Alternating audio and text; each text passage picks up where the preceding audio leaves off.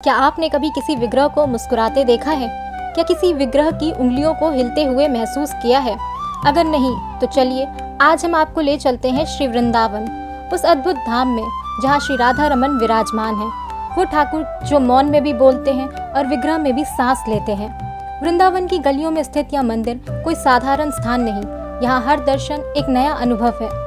राधा रमन जी के चेहरे पर कभी शरारती मुस्कान झलकती है तो कभी वही मुखमंडल गहरी गंभीरता में उतर जाता है। इतिहास बताता है कि सन 1542 में श्री गोपाल भट्ट गोस्वामी जी की प्रार्थना पर शालिग्राम शिला स्वयं भगवान श्री राधा रमन के रूप में प्रकट हुई। कोई प्राण प्रतिष्ठा नहीं, कोई मानवीय प्रयास नहीं, ठाकुर जी स्वयं प्रकट हुए। आज भी उनके स्वरूप की विशेषता यही है कि वह स्थिर नहीं लगते।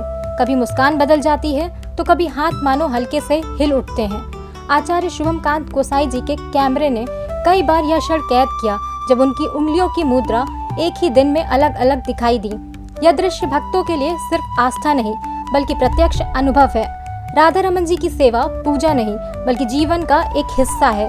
जैसे किसी प्रियजन को सुबह जगाना, भोजन कराना, श्रृंगार करना और रात को विश्राम देना, वैसे ही ठाकुर जी की सेवा होती है।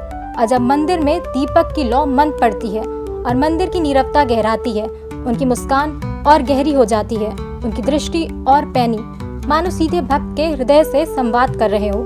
जिसे विश्वास ना हो उसके लिए यह पत्थर है, जिज्ञासु के लिए यह रहस्य है, लेकिन सच्चे भक्त के लिए वो हैं प्राणधन श्री राधा रमन। वो श्री राधा रमन जो मुस्कान से लीला करते हैं, उंगलियों की हलचल से संकेत देते हैं और मौन को भी वाणी बना देते हैं।